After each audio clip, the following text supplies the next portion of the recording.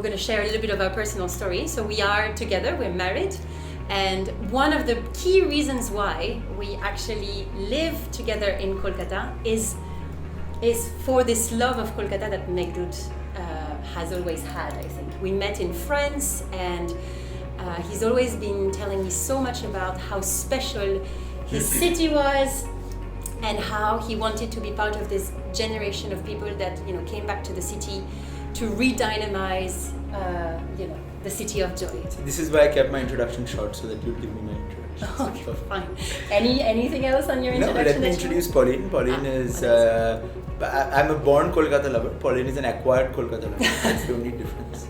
Since she moved here, she's made the city her own, and she works towards development of the city for its young people and creating awareness around sustainability and social innovation in the city. Since then, I've always had a fascination. I kind of like the idea that these are sort of metros that move above ground. For me, that was my idea of a tram initially. You can see it like this. I haven't had a lot of opportunities to be on a tram. I think maybe a couple of times going to Presidency College, hang out with friends, and I've taken a tram just for the heck of it. Interestingly, just a few days back, another report from the IPCC has come out, and Kolkata is indeed part of the, I think, 16 cities that are unfortunately so vulnerable that they may be going under rising sea level by 2030. So it has been confirmed by scientists through that report very recently. And if you project yourself into that particular future, and I think to me that's one of the biggest threats that Kolkata is actually facing.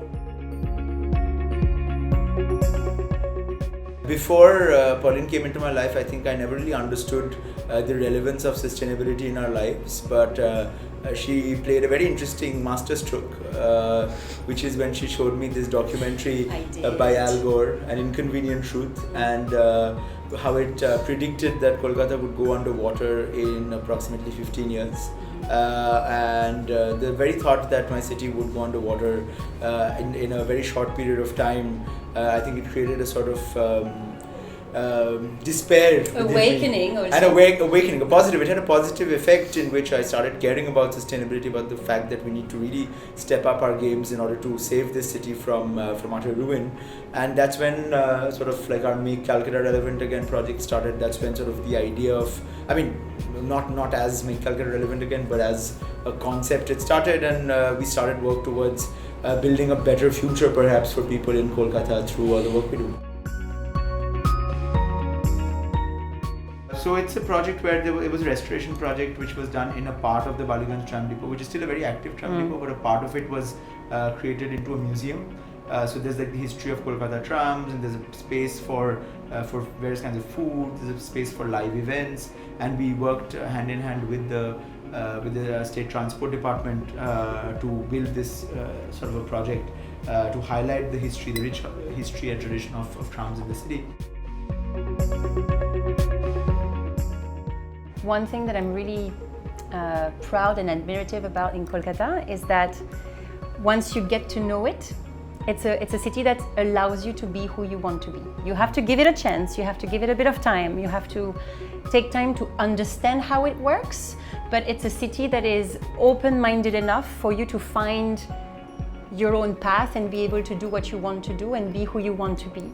If you care about it enough, yes. The last remaining bastion of being free in this country.